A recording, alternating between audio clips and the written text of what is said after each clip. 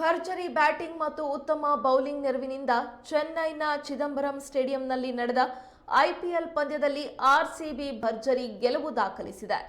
ಮೊದಲು ಬ್ಯಾಟ್ ಮಾಡಿದ ಆರ್ಸಿಬಿ ತಂಡ ಉತ್ತಮ ಬ್ಯಾಟಿಂಗ್ ಪ್ರದರ್ಶನ ನೀಡಿತು.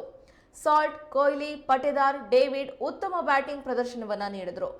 ಪರಿಣಾಮ 20 ಓವರ್ಗಳಲ್ಲಿ ಚೆನ್ನೈಗೆ 197 ರನ್ ಟಾರ್ಗೆಟ್ ನೀಡಿತು. ಆದರೆ ಚೆನ್ನೈ ತಂಡ ಆರಂಭದಲ್ಲಿಯೇ ಮುಗ್ಗರಿಸಿತು. ತ್ರಿಪಾಠಿ, ಗಾಯಕ್ವಾಡ್ 2 ಅಂಕಿ ದಾಟದೆ ಪೆವಿಲಿಯನ್ ಹಾದಿಯನ್ನ ಹಿಡಿದ್ರು. ಇನ್ನು ರಚಿನ್ ರವೀಂದ್ರ ಉತ್ತಮ ಆಟ ಆಡಿದ್ರು, ಉತ್ತಮ ಸಾಥ್ ಮಾತ್ರ ಸಿಗ್ಲೇ ಇಲ್ಲ. ಸಿಡಿಲಬ್ಬರದ ಬ್ಯಾಟಿಂಗ್ ಪ್ರದರ್ಶನ ಮಾತ್ರ ಕಾಣಸಿಗ್ಲೇ ಇಲ್ಲ. ಹಾಗಾಗಿ ಗೆಲುವು ಆರ್ಸಿಬಿ ಪಾಲಾಯಿತು. ಈ ಮೂಲಕ 17 ವರ್ಷಗಳ ಬಳಿಕ ಚೆನ್ನೈನ ಚಿದಂಬರಂ ಸ್ಟೇಡಿಯಂನಲ್ಲಿ ಆರ್ಸಿಬಿ ತಂಡ ಗೆಲುವು ದಾಖಲಿಸಿದಂತಾಗಿದೆ.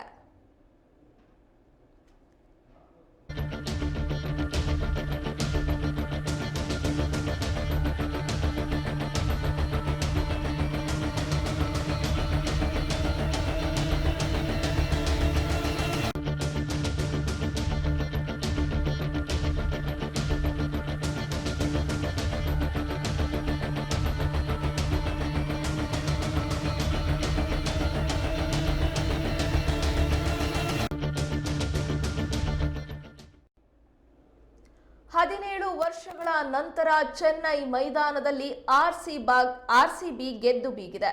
ಭರ್ಜರಿ ಬ್ಯಾಟಿಂಗ್ ಮತ್ತು ಉತ್ತಮ ಬೌಲಿಂಗ್ ನೆರವಿನಿಂದ ಚೆನ್ನೈನ ಚಿದಂಬರಂ ಸ್ಟೇಡಿಯಂನಲ್ಲಿ ನಡೆದ ಐಪಿಎಲ್ ಪಂದ್ಯದಲ್ಲಿ ಆರ್ಸಿಬಿ ಭರ್ಜರಿ ಗೆಲುವು ದಾಖಲಿಸಿದೆ. ಮೊದಲು ಬ್ಯಾಟಿಂಗ್ ಹಿಡಿದಂತಹ ಆರ್ಸಿಬಿ ತಂಡ ಉತ್ತಮ ಬ್ಯಾಟಿಂಗ್ ಪ್ರದರ್ಶನವನ್ನ ನೀಡಿತು.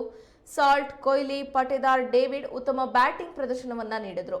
ಪರಿಣಾಮ 20 ಓವರ್ಗಳಲ್ಲಿ ಚೆನ್ನೈಗೆ 197 ರನ್ ಟಾರ್ಗೆಟ್ ಅನ್ನ ನೀಡಿತು.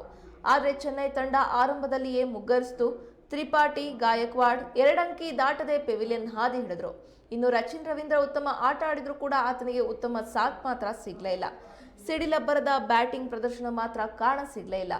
ಹಾಗಾಗಿ ಆರ್ಸಿಬಿ ಗೆಲುವನ್ನ ಕಂಡುಕೊಂಡಿದೆ.